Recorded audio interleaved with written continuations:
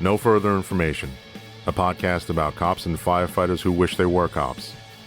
This episode is actually for both groups. I've never had a guest who's as cool, calm, and collected as today's. He shrugs racism and accusations of betrayal by the community and suspects like water off a duck's back. He loves sushi, which I think he only said to me because he thought I was Asian. Joke's on him. I'm Puerto Rican, baby. Let's hear from Officer John, a city cop, who'll tell us about stacks of drunk, a bloody affair, and a gal named Kevin.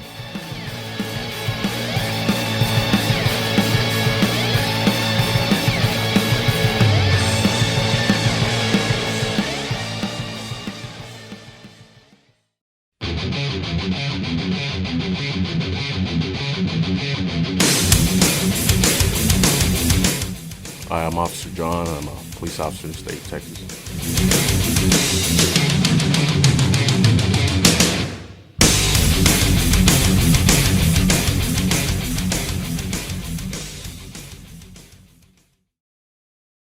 All right, here we go. So, since dumbass over here started to, step all over my fucking interview, tell me that story, please, if you wouldn't mind. So I don't know if we got a call out about it or if we rode up on it, but there was a guy in his truck passed on a service road, and the car was off, so we ended up hooking him up for a PI. And then while I was walking him back to my car, another individual ended up clipping my mirror. I had him, the suspect in the back of the car. Mm-hmm. So he driver clicked my mirror, and then my partner at the time ended up going chasing after him. Yeah, this idiot right here, right? Yeah. Yeah, my producer. And so he goes, did he chase him in the car? Yes. All right. Yeah. And what happened afterwards? Yeah, he went after him. That guy was drunk, so he ended up hooking up that guy for the DWI. So I have to ask, when he clips the car, do you have to do like a CR3 and then list the suspect as a passenger in the back of the car? No, the guy that I had he wasn't in the car yet. I was patting him down. Oh, yeah, taking stuff out of his pockets first. So then your suspect like files an insurance claim. It's like, my back. So you're how long you been on the job? Right now, 3 years and some change, some months. Total time on the job? Yes. Yeah. And what is the most difficult part of your job? Say admin. Yeah, and that's all of our gripes, right? Do you feel like you've had a chance to do some good? Yeah, some calls. Yeah. I feel like I've done good, but What do you consider to be the best rest of your career? It was a domestic problem, and a lady ended up murdering her husband. Mm-hmm. Mm-hmm. We get there, she's like, well, hey, he's, been assaulting me all day. And coming to find out, he was actually leaving the house. And she said, oh, yeah, that's the time that I end up grabbing his gun and shooting him with it. So she shot him 3 times. And then she's like, yeah, it was all in self-defense. But the guy was actually leaving the house. So she shot him in the back? Yes. Was there, not that it's justified, but was there any validity to her claims that he had been assaulting her? No, there was nothing at all. And so how does that call come out? Originally, it was she called. Yeah. Saying that, her husband's been beating her up all day. And then Right. she's like, well, And unspecific, ... Yep. You guys need to get here. Yep. You get here, and he's DRT. Yep. Yeah. And did you make the arrest? Yeah, we end up, actually, we didn't arrest her, but we took her to the PD, had the detectives come interview her, and then, later on determined that, yeah, she did murder him because none of her stories were making sense. Did you have to write that one up? Yes. And what made it the best arrest of your career thus far? Just, us getting there and then kind of getting the entire story. And then actually was a grow house too. Oh. So yeah, just not only just the murder, but they had a whole bunch of plants in the house. And, yeah.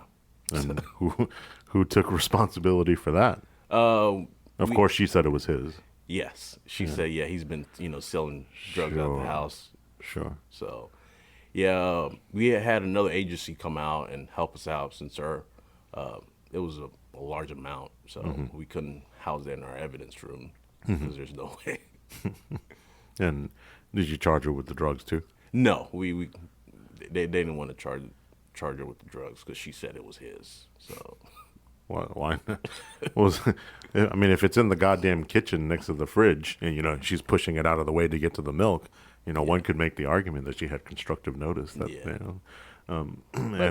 and what do you know if she was convicted? If that case was adjudicated? And to make that story good, she ended up getting not guilty. Wow, wow. And was that based on self-defense? Yes. Wow. Yeah. Do you feel like your efforts were for nothing? Yep. Yeah. And do you feel like the jury got it wrong?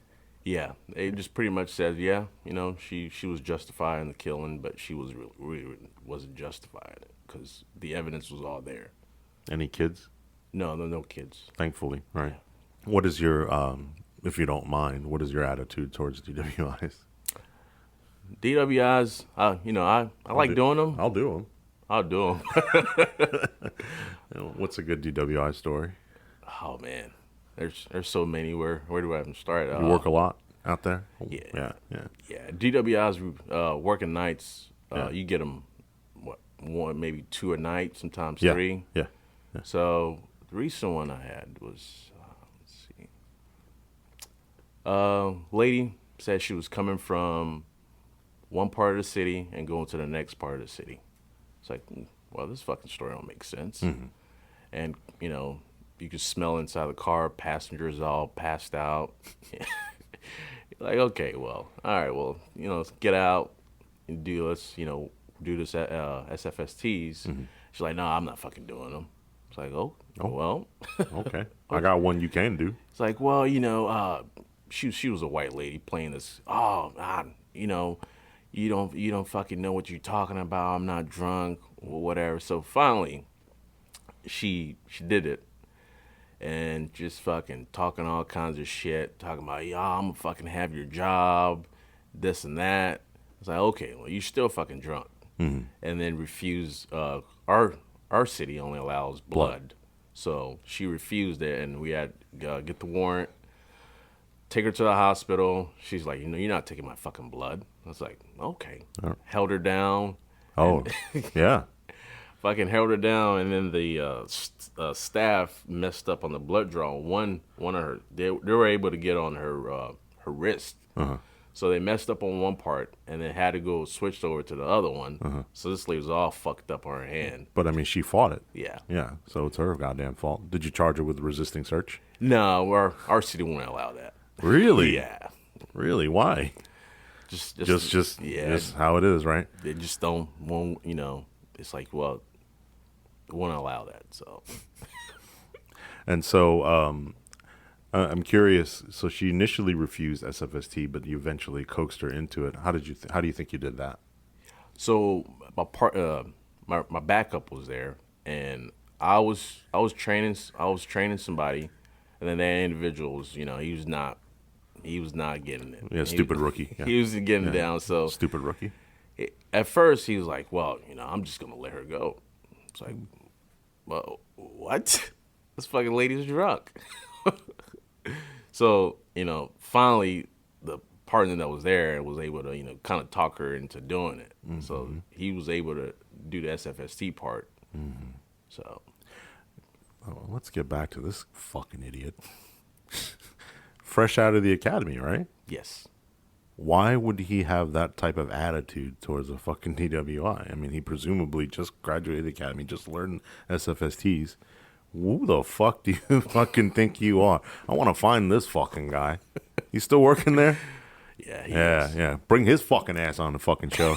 But, all right, so, and, do you think, all joking aside, do you think race played a factor with this dumb bitch? Yes. Because she thought that, she could do whatever she wanted to us, and refuse everything because she she's quote she's unquote privileged white lady, yes, right? quote And unquote. I don't get like what a luxury that must be. The fucking white. Oh my God, right? If I could just. Is white face a thing? Can I try that for a day? Like, good morning, sir. Like, may I? How much is your avocado and toast? Like oh, I have those same Spanx. I also shop at Lululemon. I don't know. I'm running out of white shit. So you get the blood. She's fighting you, and do you have any idea how the blood comes back, or is it still too fresh? I think it came back 3 times over the legal limit. Yeah. So, well, it's expected. Was it her first? Yes. Yeah. Probably not her last.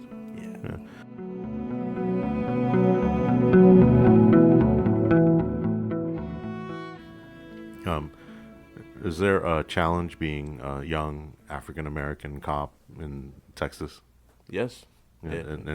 And your area is not necessarily full of African Americans, right? No, actually, my first agency, this will be my second agency I'm at now. But first one, there was a lot of challenges there because I was the only African American in the entire, almost the Almost county. The whole goddamn county, right? and what kind of adversity did you face, and how did you combat it? You go to calls, and then people just look at you like you have a fucking dick in your head. And be like, hey, what kind of name is that, son? You seem like you're not from around here. Yeah. And then you just kind of brush it off your shoulder and like, okay, hey, so what I was saying, and then you get back to what, so you kind of have to brush it off your shoulder and kind of move on. So the way I, I guess combat that is, talk to my partner about it. Like, hey, that fucking guy over at this house, is a real piece of shit. Right. Did you ever find that people challenged your authority? Like, oh, you're not real. In my eyes, you're not legitimately the police, so I'm challenging your authority. No, none out there. And I think for you, and obviously listeners can't see you, but I think it's also how you carry yourself, right? Competent, knowledgeable. Did you ever face any backlash from black folks in the community when you had to deal with them? Yes. Because I think if we were to extrapolate this problem, the black folks in the community, they're in a largely non-black community, non-minority community. Then here you come, and you're perceived as, or the perception is what? That you're a traitor? Yes, a traitor. You think, you work for the white man. Why are you doing this to us? And get the fuck out of here. You don't. So. And some of the insults, the negative insults and stuff, does that have any impact on you? No. Because your cause is righteous, right? And like, I'm sorry, but last time I checked, I'm still black. Like, right? My family's still black. I was raised, right? So, when you made the change to one type of law enforcement agency to your current one, what was the advantage of that when you go from a county to a municipality? So that, you deal with different walks of life versus just dealing with the same, buck-toot fucking Billy Bob. And when your duties are changed too, right? Because or your function rather. I mean, you're still a cop, but your functions are different too because county has sort of, sometimes I view anyway, as like an ancillary role versus city cops who are there in the mix every day. Do you like that? Do you not like that? I mean, I know you changed departments for a reason, but yeah, the reason why I changed the department was for the pay, because county I was making $15 and some change to be a cop and yes. driving around and risk getting shot at. Yep. Yeah. And then dealing with wildlife and versus the seems to be right up your alley. Yes. He's got the hat on and everything, the lasso. Whoa, doggy, And so you would. Yeah. Oh no, it's another acculturated, but moving to the municipality, comes with its challenges and its changes. Yeah, you kind of you only you tie down to a certain area versus having like a broader the entire county. What what are your aspirations? I mean, are you going to be a cop forever? And what do you want to fall back on? That's not the plan. Plan is start a business, kind of having that stream of income that way versus rely on this job because you never know. Every day you go to work, you might get fired, get killed, or get indicted for some stupid shit. So. Yeah. Well, who would ever indict a police officer for doing his job? Yeah, you always want to have a backup plan.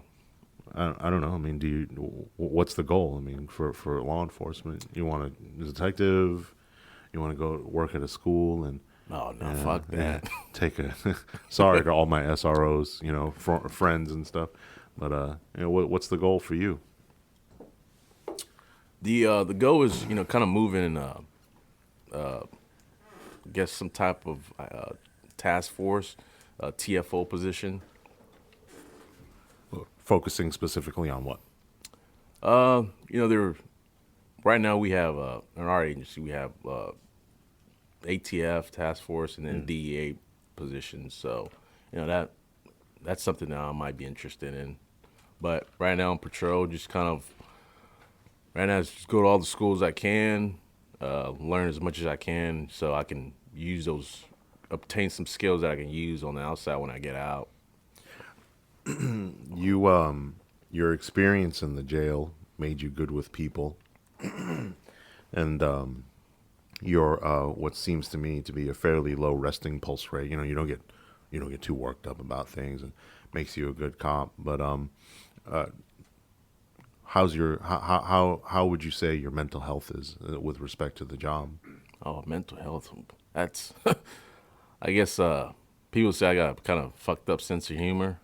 So as evidenced by us laughing about old boy thought he was gonna get some strange, but got his ass whooped. But yeah, I mean, but isn't that do you agree with that statement? Yeah. So I just laugh about shit. I don't let a lot get to me. Were you always this way, so to speak? I guess not. No. And are we doing it to build up an exterior to deal with these crazy situations? Yeah. Do you think cops get the mental health attention that they deserve? Oh no, not at all. Agencies they like, hey, if you need some help, there's this poster on the fucking wall, call this number type of shit, and that way. But in the sense of, hey, everything's okay at home. Well, this checked our box, right? Yeah. You guys are fine, right? Just call this number. That checks their box. Yeah. And is it in your agency? Do you find it difficult to talk to fellow officers about stressors, especially sometimes if the stressors are the departments themselves? Yeah, I kind of, we vent among each other and kind of, because we all see what the fuck is going on, at the agency, but we vent among each other, kind of, so we don't, you know who to vent to. You don't want to vent to the wrong person, and next thing you know, you're sitting in the fucking office. And when I was a supervisor, I wanted to have a close relationship with the folks on the street, so that I could best serve them. And then I eventually found out that my cops were having these side conversations about their bitches and complaints, whether legitimate or not. And I felt left out, and I felt a little ostracized as now an administrator. And what I'm saying is, I wish there were a way to have an open dialogue between officers, boots on the street, and the people making the decisions, because you have the people who are making the decisions who always say, I have an open door policy. I have an open door policy. Every fucking chief in the entire state says I have an open door policy, but we know that's not true. Yep. How do we, how does one tentatively say to the higher ups, look, these are the problems that need to be fixed, and this is what needs to be done without fear of losing their jobs? I said the If you had a magic wand. The problem is they listen to some problems, but it's like they decide which ones they want to solve. And what do you think the priority is for the administrator for the ones they want to solve? Is it we going to solve the easy ones? We going to solve the ones that make us look good? We going to solve the ones that'll stop this guy from bitching? What's the priority? The ones that make us look good. That's it. That's all it boils down to, right? Image.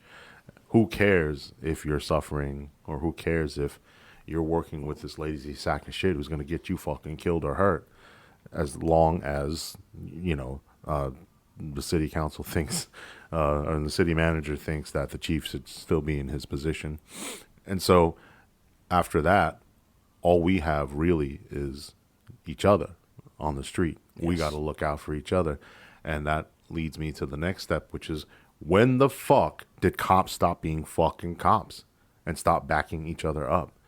Now, I don't mean you beat the fucking shit out of a guy and, fucking cover up and be like, you fine, get the fuck out of here, But I mean, like, just supporting each other, right? Just did that change? Did the camaraderie change? Oh yeah, that's changed a lot. Why?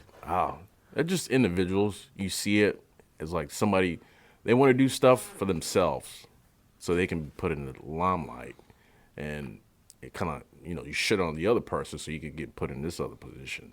So it's okay. So is it the generation? Is it the generational gap? I mean, yeah, I'd say it's a generational gap. And then so let's dig down on this, which is self-sacrifice, right? Playing sports, right? I'm willing to sacrifice myself for the team. So even if I don't necessarily score the touchdown or look good or make the double play, that's definitely lost, and I think that translates to police work. Yes. In New York, where you have 42,000 officers, or I mean, when I left, like there was that sense of camaraderie. We're all in this together, and then here we're so fractured, right? 70 departments in the DFW area, and there's no sense of camaraderie. How do we get that back? What are we gonna do? It starts from the top. Yeah, absolutely. Having that support from your admin. It's like, hey guys, let's come in, let's sit down, and let's discuss all these issues, and then let's see how we can work about it. Mm-hmm. And then, hey, there's a certain group over here that feels this way. There's a certain group over here that does fucking something else fucked up. Mm-hmm. It's like, no, let's just squash that here and be on the same page. But nobody's on the fucking same page. Yeah, that, and we choose and pick and choose when we hold others accountable for, yes. Right? Like, this officer that I don't really like, this guy that I don't like, oh, look, he forgot to tie his shoes, or his shoes are black, not gray. But then this other guy, this other piece of shit over here who I do like, well, he's a lazy sack of shit, and he fucks up his reports, and he lets offenses go, but we're not going to talk about him. So this disparate treatment, right? I always said I'm not asking for special treatment. I just want equivocal treatment. Yep.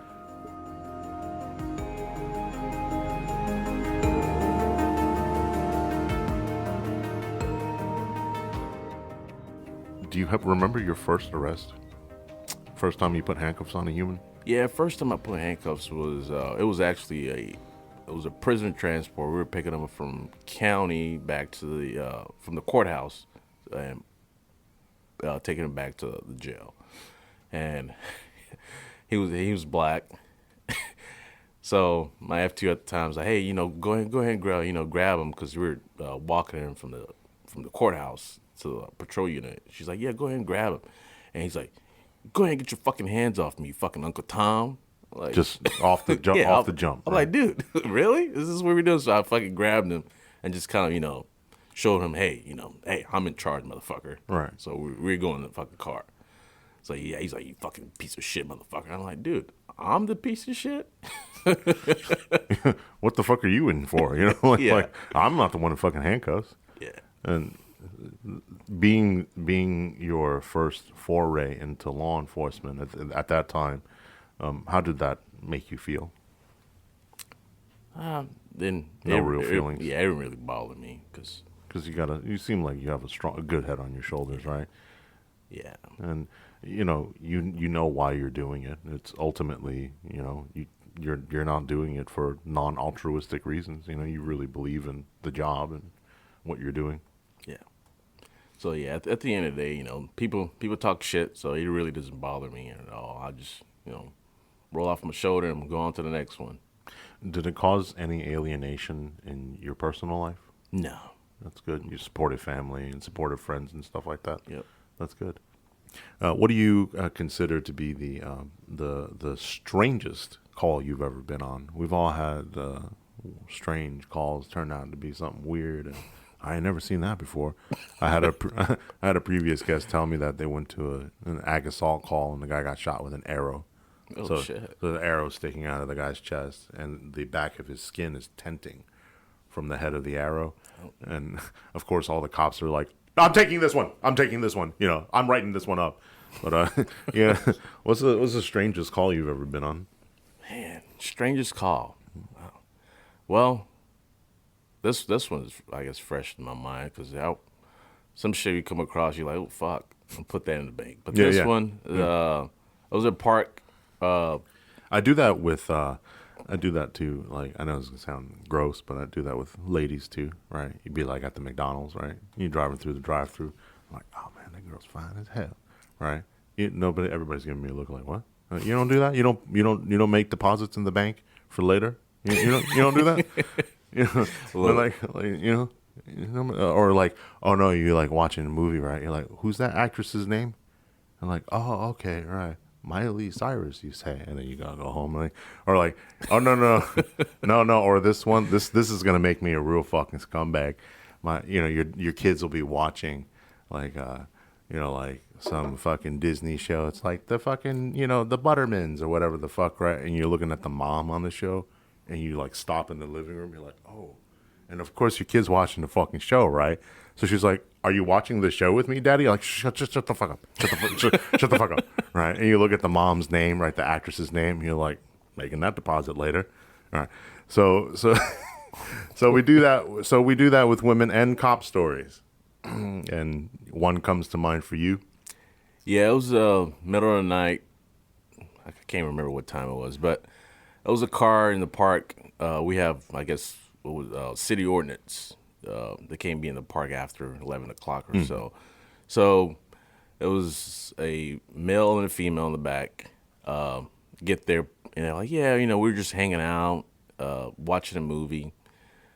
Pull both of them out, and then my partner was the one that pulled the male out. I noticed there was blood all over his hands. And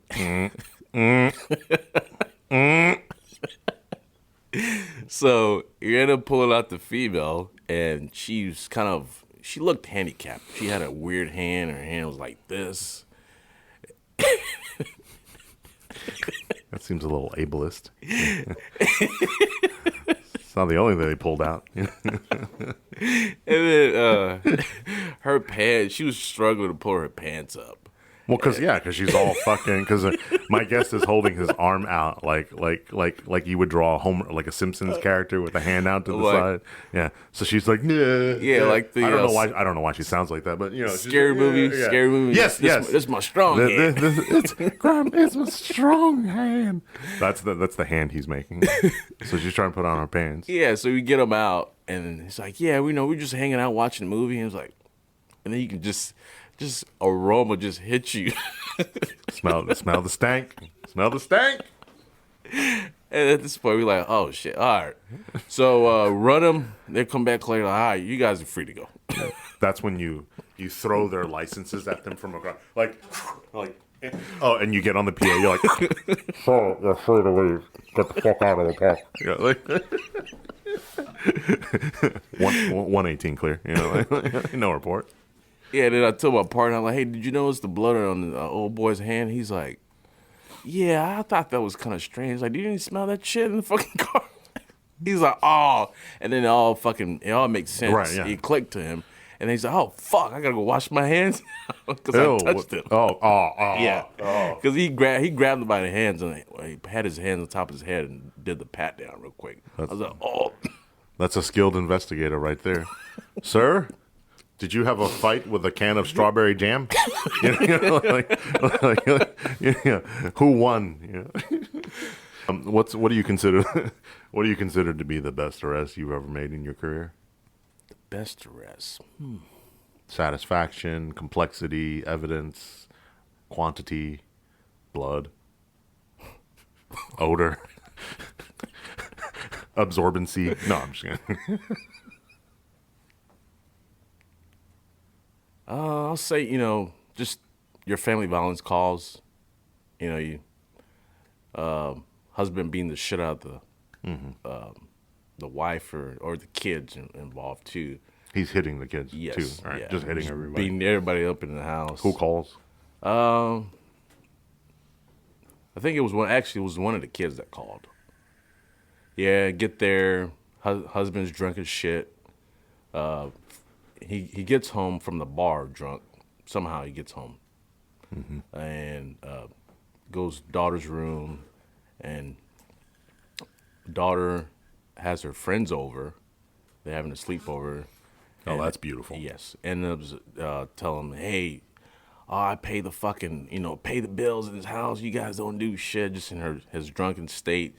Ends up being the daughter's boyfriend. I'm sorry. That is kind of funny. It's really fucked up, right? But it is kind of funny. He's like, thought he was coming over. You know what I'm saying? Like he's going, fucking, yeah, boy. Yeah, get the fucking shit beat out of it. This is so bad. We're all fucking going to hell. So he ends up doing that, and then mom comes in the room. Is like, oh, you need to get the fuck out of there. You need to get out of here. And fucking pushes daughter and pushes mom into the TV, and fucking mom's like, oh, fuck this shit. Goes downstairs to go smoke a cigarette in the garage. And that's when he goes down there again and fucking beats the shit out of mom in the garage. Jesus. Yeah. We get there, mom's like, bitch can't even have a cigarette. I can't even have a loose seat. Like, fuck. Can't a sister fucking... All right, so she's like, yeah, she's like, I don't want to press charges. I just want him out of the house. I was like, that's not how that fucking works, lady. Yeah. So I ended up hooking him up, and later on, we did a whole year EPO deal. They called me. It's like, hey, do you want us to keep the EPO on file? It's like, yes. This guy does not need to go back to the fucking house, Right? Because she was wanting to drop all the charges. Right. So I'm like, no, that EPO needs to stick. So I guess they made it stuck, and never heard anything from that house again. We haven't been over there, but that was. I mean, that's good. That's one thing, right? Yeah, that was. I'll say that was a good arrest. Kind of, getting him out the picture for a little bit, not fucking going as a rampage, assaulting everybody. Plus, you got these kids. Yeah. And the boyfriend who didn't ask for anything. Did you file assault for the boyfriend? Yeah, we did. That's good. How old were they? They were, I think, 18, 19 or so. All right. So they're basically adults. Yeah. And, it's how do we it's like every interview. How do we solve this problem of, well, I don't want him to go to jail. I just want you to get him out of here. That's like you said, it's not our job, but is there anything we can do as cops? I mean, from that on that at that level? No, there's not really much you can do in those situations because they're so. For her situation was he pays the bills. He's a sole provider, so she doesn't want him out of the picture because they're all become homeless.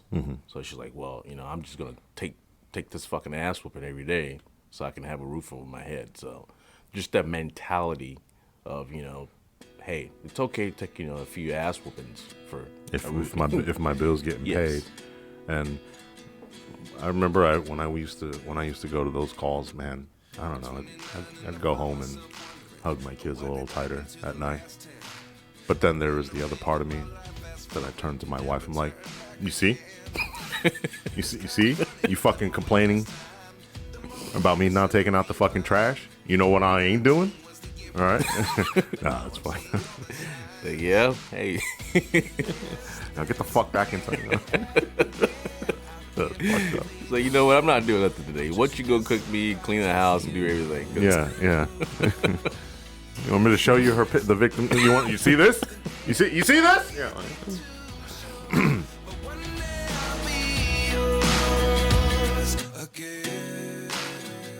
Do you have any stories with some good dope? Maybe a little harder in the municipality, going from call to call. Yeah, got a little bit. I think a pound off the traffic stop off the service road, just a piece of shit car, and it was actually on the passenger side. This guy, he had it by his foot. He was trying to hide it a little. He didn't have time to fucking put it in the back seat, so he was trying to hide it by his foot. I was like, what's he doing over there with his foot? And then you got fucking what's the term that one individual used? Fentanyl Felicia. He had Fentanyl Felicia in the fucking driver's seat, driving this piece of shit clunker car. And I like methany. Oh, methany. Methany, yeah. Fentanyl Felicia. Did you make a passenger side approach? No, that was driver's side. Yeah, because they pulled it in. It was a weird how they fucking pulled in. It was off the service road, and there was a little, it's like a little driveway deal off the service road, like a little piece of land, and they pulled off in there. And so, what was the pound of? it was just regular weed, and okay. yeah, and I think they had a little bit of meth in the car too. You don't really usually find those two things mixed. Yeah. Did you charge him with Mandel? No. No, just a straight possession. Yeah. Didn't have enough for Mandel. No. Or delivery of marijuana. Yeah.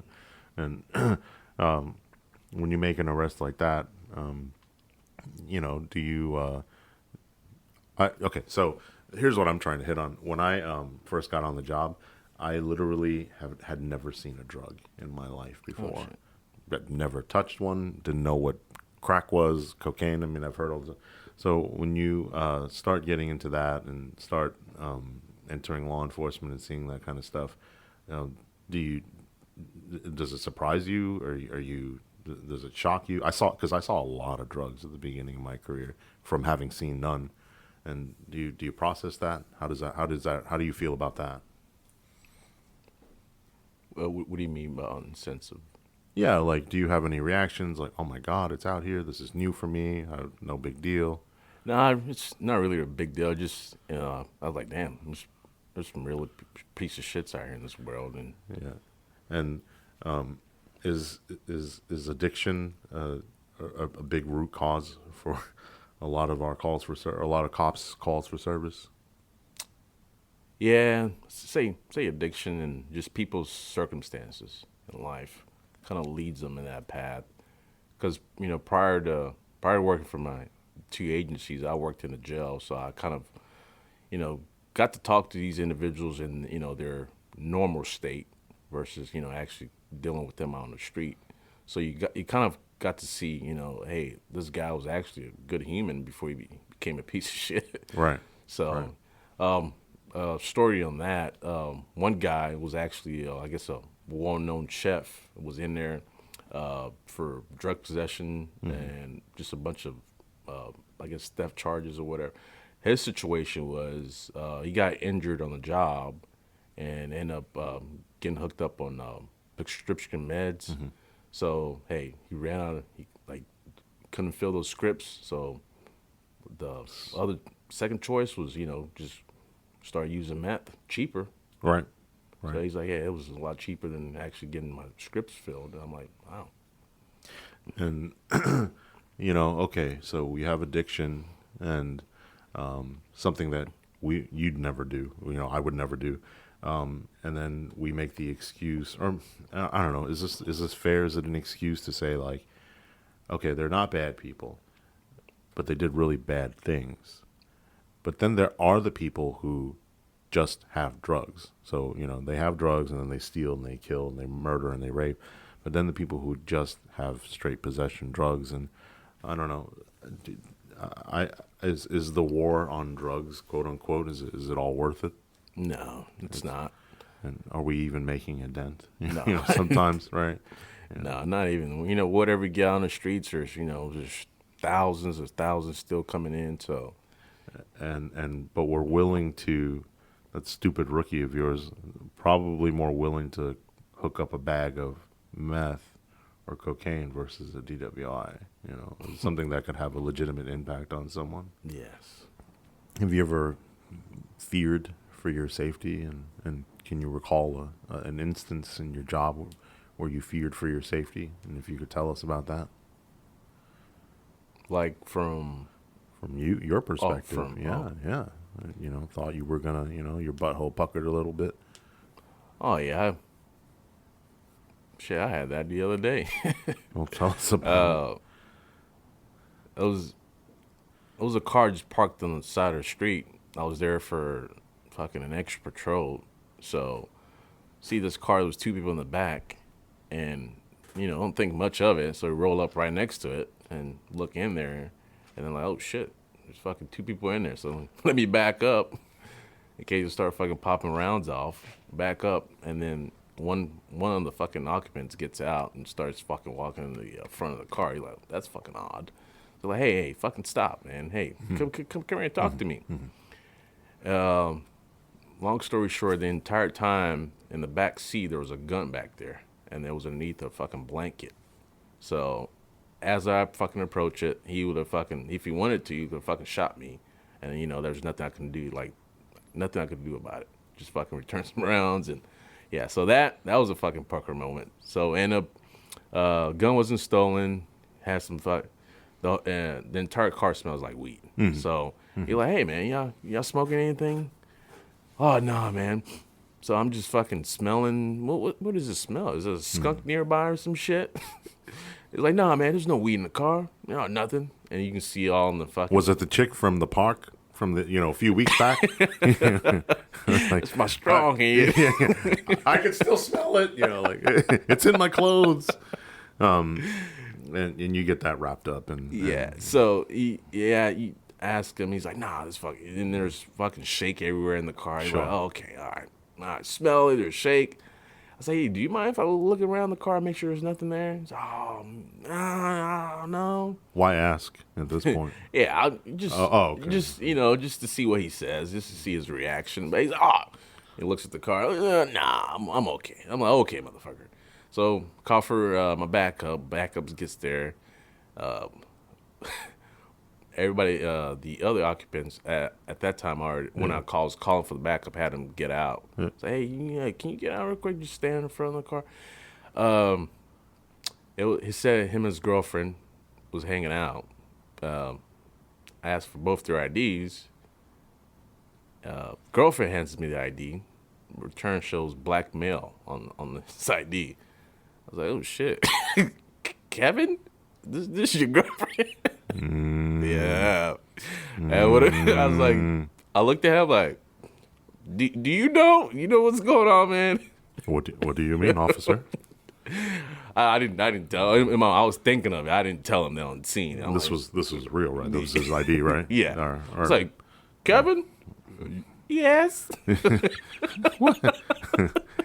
Yes, officer. I've always relied on the kindness of strangers. So, okay, a lot going on here. Yeah, that was a lot. Yeah. So I ended up arresting him for the weed, and then ended up hitting him with the UCW. You found weed in the car. Yeah, there was a little baggie. One of those, I guess, the ones it's like all the fancy printing and shit on the bags. They had that in the center console. And then I ended up hooking him up for that originally. And then while about to search him, he's like, hey, man, just, I'm already in fucking custody. Just so you know, I got some weed on me. Right? Yeah. Just so you know, I got some weed in my pocket. I'm like, oh, is that so? You didn't fucking fail to tell me that in the beginning? Right. That's if you told me, hey, man, I just, I got some weed in the car or whatever. I'm like, all right, man, where's the weed at? Fucking move on with that. But weed and the gun, I'm like, oof. It's a bad combination. What did you do with Fernando? Yeah. Alejandro. Alejandro. It's Kevin. Yeah. Yeah. I mean, I was like, well, Kevin, you're free to go. yeah. Why did you lighten your voice? Now you're doing that where the person impresses upon you, and like, thank you so much. Oh, you're welcome, Kevin. I mean, you're welcome, Kevin. All right, you freely. And then, but all joking aside, so when we talk about the pucker factor, I've been in that exact situation, and when I found the gun, metaphorically speaking, but when I found the gun, I got a little angry at myself. I was like, "Fuck, you should have done something differently to catch this some other way first." And I felt like I got kind of like played a little bit. Did you feel any of that? Yeah, I'll kind of, Maybe not those exact feelings, but what you would have done differently, that kind of thing. yeah, to I guess looking back at it, there's not really much I could do because I was in there for a call. It was nothing. I was in there for nothing. It was just just driving by and then fucking see some people in the car.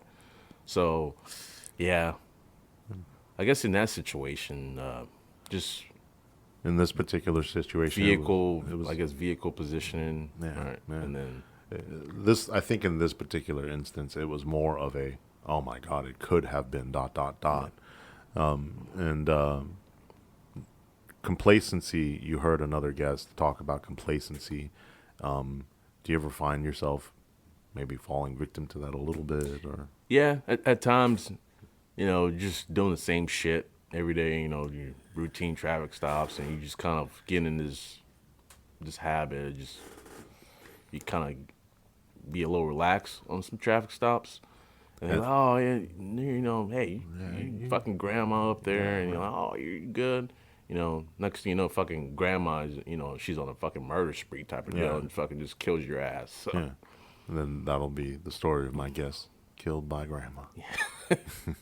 didn't even get any drugs out of it. And then you're on a traffic stop and you get scared, you get spooked. Excuse me, officer. Oh shit, because your head was buried, you was on a phone or something like that. And I think if we could communicate anything to our listeners, is complacency or not staying non-complacent, always being aware. Is that important? Yes. Yeah. And how do we do that? Just whenever you feel you become complacent, just take a few minutes, fucking whatever you got going on, just leave that shit you got going on and focus. Because you're distracted. Yes. Yeah. Focus on, what's at hand for those 12 hours while you're at work, or, 8 hours or 10 hours. Set a goal for your next traffic stop that you're gonna, whatever you fucked up last time, I walked right past the B pillar. Set goals for yourself. Next domestic you go to, don't stand in front of the fucking door, whatever, hey, why don't you come to me instead of me come inside to this fucking death box? Complacency is important, and that's how we improve. Yeah, and then also, I guess, watching your videos too, because you can catch a lot from your videos. You're like, oh shit, I fucking did that, and then that'll help to kind of. It's what that is that's the NFL replay. Yes. Watching the game film. That's the term I couldn't come up with. The game film back in the locker room and critiquing yourself. We can always get better. There's always room for improvement. Do you this has been on my mind a lot lately, especially I'm pointing at somebody with stuff that he's got coming up, but do you get nervous still? Because I found myself, I don't know that if I'm ever been nervous. I know it sounds like I'm being arrogant, but do you get nervous? Would you describe yourself as having been nervous lately? More like eager. Mm-hmm. Yeah. Can you describe? Can you tell me about that connection? Like, when does one become the other? When we were little snot-nosed little shits, right? 16 years old, we got fucking nervous all the time. Like, I don't know what to do with this titty. But when does nervous become eager? Is it the job? Is it the experience? And tell me about that and how you process that. I guess, experience. Mm-hmm. Like having more experience, the nervousness kind of goes out of the way, and then it transitions to the eagerness. Just being fucking eager about, hey, I don't know what this next situation is going to be. And I interpret that as rising to the challenge. You're excited to find the next dot. The specific scenario I'm talking about is like testifying in court. So when we talk about like, oh, people being hesitant about DWIs, they don't want to testify in court. So have you ever had to testify in court? Yes. And were you nervous about that? Yeah. Yeah. That was first time. It was a lot of nerves going on. You trying to remember what the fuck what you put on the report, and they're like, yeah, tell me about this. Mm-hmm. Tell me about what you did prior to the stop. I'm like, I don't fucking remember. Mm-hmm. Mm-hmm. And if you have an aggressive cross-examination, like, officer, do you mean to tell me that? So that's what you're saying right now, and you're like, what's the correct answer? Yeah.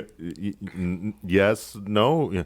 And what advice would you have for officers who are nervous? Because it's funny you were nervous about that, but you can correct me. You wouldn't describe yourself as being nervous on that domestic violence call. You wouldn't necessarily describe yourself as nervous on that dude with a gun, right? Yes. I wouldn't describe you as nervous. Just apprehensive, tactical, and then oh shit, but not nervous. What makes you not nervous about guys with guns and drugs, but nervous about some dude with a suit? And what advice would you give the young ones? Being prepared, knowing what reviewing your reports, watching your videos, and just knowing what you did that day. Nothing beats competence. Yes. And then so you go and testify, and you got ripped. You got fucking toe. Yeah. You got toe, and I don't ever want to fucking do this again. There are two approaches. You can either get really good and ensure that you have airtight cases and not go again, or practice makes perfect. And so when we talk about practice making perfect, that's rising to the challenge, adversity. Do you agree with that and have thoughts on that? Yes, yeah. I agree with that. Yeah, I mean, you're not, you wouldn't back down from a challenge. No.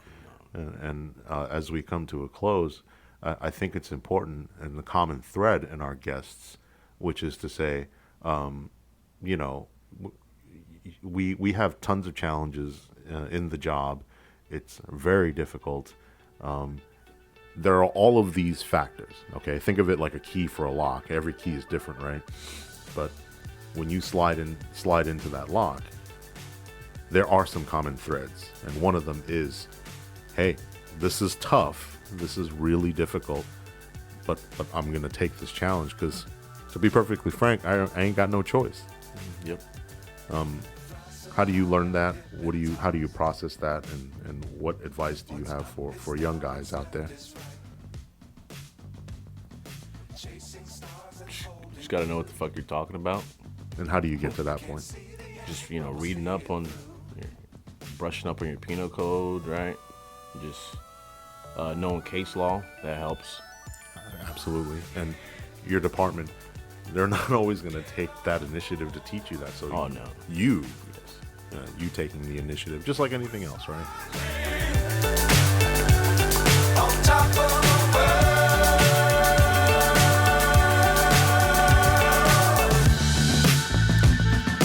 Dangerous times, don't fly too high. Be sure to keep the ground in sight. Fly forever if you keep it tight.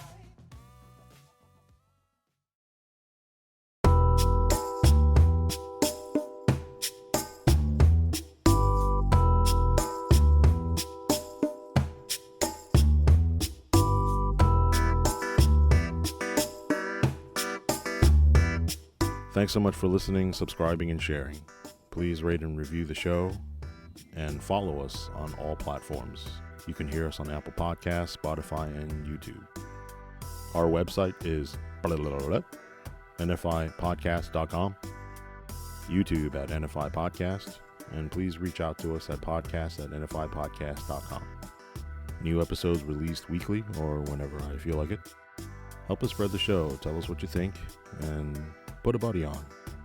I'll see you out there. Stay safe, and remember, do your job.